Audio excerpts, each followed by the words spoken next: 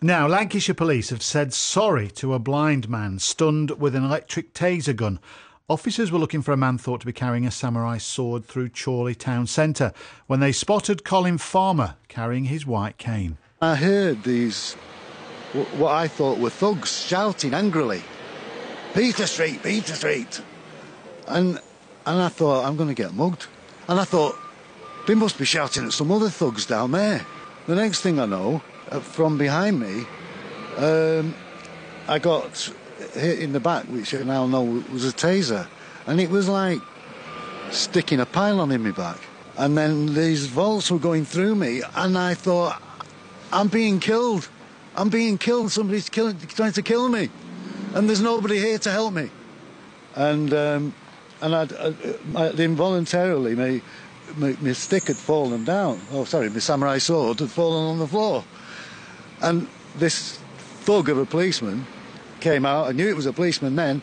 He only leapt on me to dig his knees from his full height, leapt on me with his knees into the small of my back, seeing I was in distress. And I was saying all along and shouting all along, I'm blind, I'm blind. Well, that was Colin Farmer. The case has been referred, as you may imagine, to the Independent Police Complaints Commission. Well, the Police Federation wants all officers to be issued with tasers. Do you think it would help protect the streets and officers, or put more people like Colin Farmer at risk of being stunned? What do you think? 0500 909 693. Text us on 85058. People have already been texting in. We'll get those in just a second. Paul Davis is from the Police Federation of England and Wales. Hello, Paul. Good evening to you. And Richard Taylor is here, who campaigns against the expansion of taser use for non-firearm police officers. Hello, Richard. Good evening, Tony. Paul, what do you make of this incident? It's a shame that the incident's occurred. I think, like any incident, lessons will be learned from it. It sits with the IPCC to carry out the investigation. It was a busy Friday evening. An officer made a judgment which will be assessed as to whether that judgment was right or wrong, and there'll be a conclusion to it. And I think it's very important to look at it and say, you know, the force have apologised to the gentleman. It is very regrettable it's happened. He said sorry, and I think we'll learn the lessons from it in the future. So you still believe that all officers should be issued with a taser? We have a policy for our members that, for colleagues working in England and Wales, that every frontline 24/7 officer should have the ability to carry taser. We are aware that forces have taser available, but in some cases, in some forces around the country, it's sitting in cupboards, not being deployed. Now that's either because of the lack of training for those officers or the lack of availability for the officers to actually carry it. Presumably this officer had training with a taser, yet it would appear he or she made a massive misjudgment. And that's the worry, isn't it? If all officers have tasers, whether they've had training or not, they still might not have the mental capacity to be able to handle them. Well, that's what the training's all about. We're still the most accountable police service in the world. We deal with some very interesting characters day in, day out. Our members go out and do an extremely difficult job at times. Yeah, but hang on. Sorry, Paul, but you know, surely we can tell a samurai sword from a blind man's cane. I wasn't there. I didn't see it. I wasn't the officer that made the judgment, and I think that comes down to the officer's account as to what he did and didn't see at the time and what he saw the threat level was. That's the important thing. The officer made a judgment, and that will be decided as to whether that judgment was right or wrong. All right, Richard Taylor, it's an honest mistake. Well, I think the key thing about this case is that it was not firearms officers who were using a taser. Now, I'd be very happy for all our firearms officers to have a taser as an alternative to a conventional firearm. And I think our firearms officers are highly trained and very experienced people in dealing with situations where they have to decide what is an appropriate use of force. What I think we've seen here is a consequence of giving taser out to more and more officers who don't have the same training and experience that the firearms teams have, and they've clearly found it more difficult to make the kind of judgment that they've been asked to make today. So I would rather not see all frontline police armed with taser. I'd restrict it to the more highly trained, more experienced officers in the firearms units. But Richard, this is obviously an extreme mistake, isn't it? This isn't going to happen every day. And when you're putting officers on the street in a city centre on a weekend night where violent drunks are probably trying to attack them on occasions, then why shouldn't the officers be able to protect themselves? Well, I think this is an unusual case, but I think the general problem is the question of whether or not the amount of force being used is proportional. And I would argue that when a police officer is using a taser, it's much more difficult to judge whether the amount of force that's being put in there is proportional, because you're very disconnected from what's going on if you're just pressing a switch, just pulling the trigger, rather than if you're actually, for example, using a baton. That's the question. I was just going to ask Paul Davies from the Police Federation. What would this officer have done if the taser hadn't been available in this position, Paul? Well, a number of options available to him. Getting hold of the individual, which could lead to open hand tactics in terms of subduing the character, or as Richard's rightly said, taking out the baton and using the baton on the individual. It has been found that taser can subdue an individual, and it's about having a menu of options here, about trying to deal with people in difficult circumstances. It is a menu of options, and if we take that analogy further, then presumably dialogue is the starter, baton is the main course, and tasers the extreme dessert. Now, if you have a taser with you, you're probably more likely to rush for that straight away, aren't you, rather than talk to an individual? It's a less lethal option, and you'll find that it's a what? Sorry, it's a less lethal option than using a conventional firearm. Yeah, but you're not talking about firearm officers. You're talking about all officers. So officers just patrolling the beat would have a taser. Richard talks about firearms officers being highly trained and everything else, but there are occasions when firearms officers will draw their weapon, their service weapon, as opposed to pulling a taser, because of the threat that they're facing.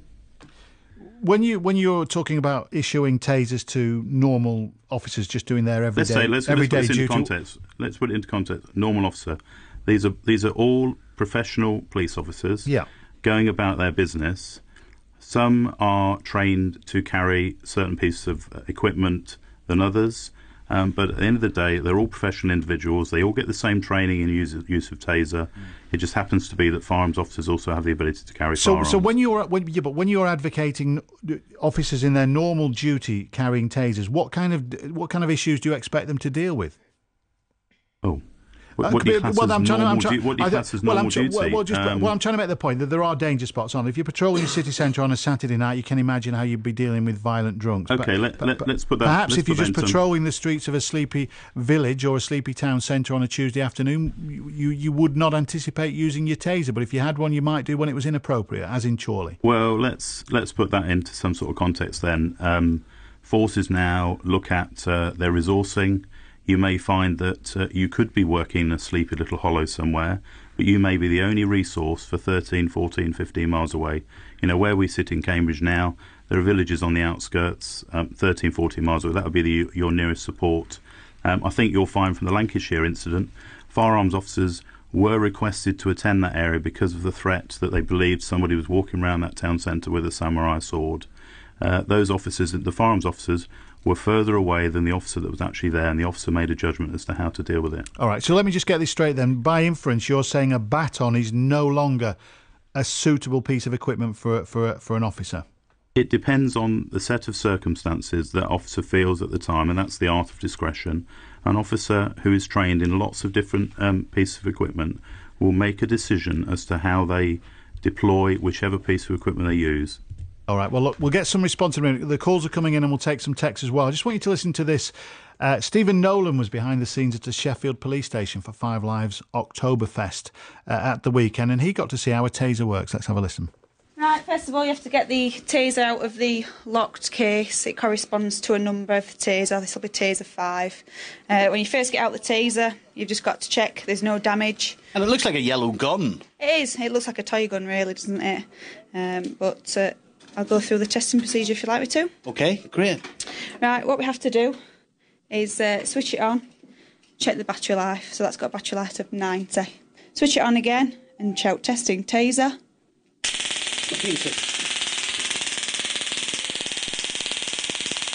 What we have to do there is check that it runs for a full 5-second cycle and check that the electricity is arcing between the two. You see when you pulled that trigger, was that hitting something? If that had hit me, would it... No, what it does, it just goes between the two metal prongs. Because you did that very nonchalantly there, like that could have hit me. It has to touch Charlotte. you. It has to touch you to do it, yeah, without a cartridge, because it's got no cartridges on at the Oh, I moment, see. So it won't You hit could have told us that now before you started. Oh, I was pointing it away from you, so you're Yes. definitely safe. Yes. So then the next bit we do, switch it on again, do a testing taser, and then flick it off to make sure you can interrupt the cycle. This is called a red dot, okay? And who are you pointing it at? One of my supervisors. Yes. It doesn't look very scared at the moment. Are you tempted? Extremely. Does it hurt?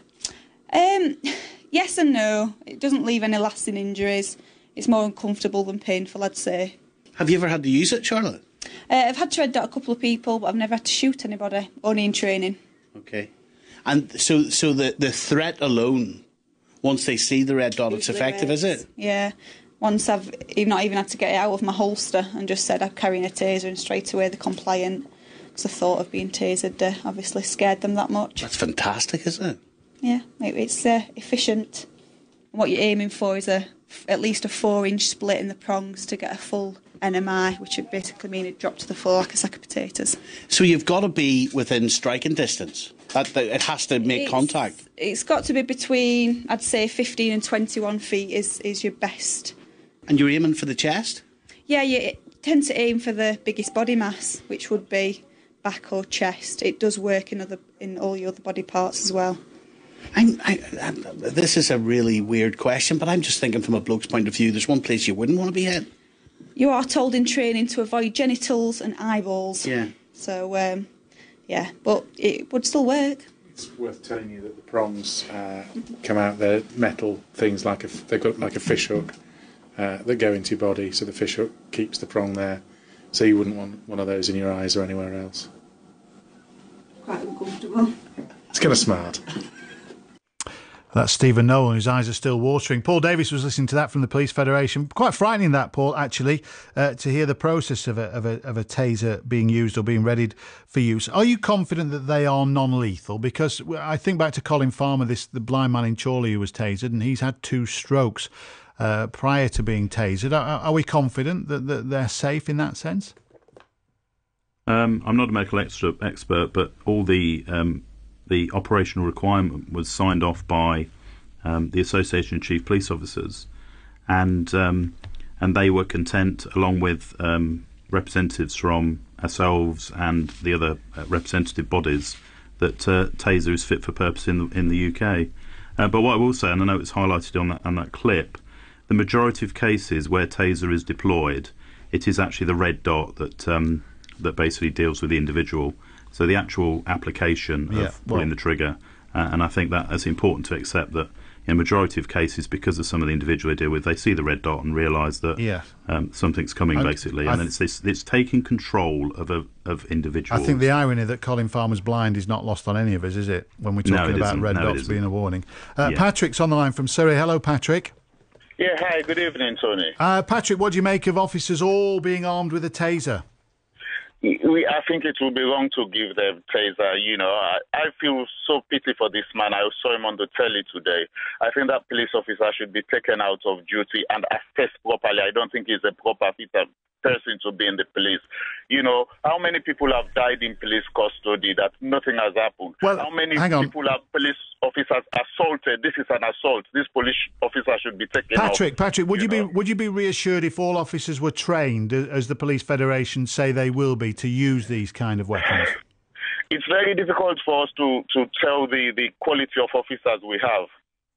You know, I think they're very poor quality officers. They're police officers that would do such a thing to such a man. All right. Okay. You know, visibly you see the man walking down the street. He cannot even walk properly, let alone jumping on a man's back. Yeah, I will say in the officer's defence, Patrick, we don't know the context of what happened. We're looking at it in hindsight. We saw it on the telly. We saw this man on the telly. His story we cannot deny. But none of us were there at the time, Patrick, to be fair. Thank you for your call. Sean's here. Hello, Sean. Hi there. Hi, what's your point? Yeah, it was just the fact that I completely understand why, England and Wales police officers are, handed the tasers. But just from my understanding is that the chap was shot in the back. Although I don't, that was just reports on the. But the thing is, surely you need to see the weapon before you can use it, especially if you've got a distance up to 25 feet. Yeah, well, you mean that the person who's being tasered may be frightened if he sees a weapon. Well, that's the point. Paul Davies from the Police Federation. Are the rules of engagement here? Can you taser somebody in the back without warning? I'm not going to comment any more on whether people get shot in the back or not. I think because we've got an investigation going on. Well, I'm not even talking about Colin Farmer now. I'm just saying generally, are the rules of engagement when it comes to using a taser? If an officer sees a threat or a perceived threat, they can take appropriate action. In this particular, I'll say that's nonsense. How's it a perceived threat if the person hasn't actually shown the weapon, and the weapon being a stick? You don't know the circumstances. A samurai sword. You don't know the circumstances. Wait for the investigation to take place. All right, so they went straight in front of him then.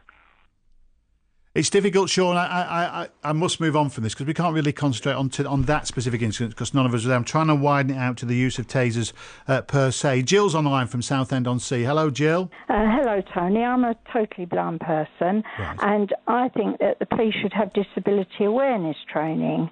And whoever it was, they must have seen that was a white cane, and they should know that a person carrying a white cane, whether it's a symbol cane or a long cane, is a person that is either blind or partially sighted, and he should have been questioned first. I wonder, Jill, I don't want to speculate on what exactly happened, but I'm assuming part of the defence of the officer will be that maybe he mistook the cane for a sword, and when you're in a difficult situation and making judgments on the hoof, who knows what your brain imagines you've seen.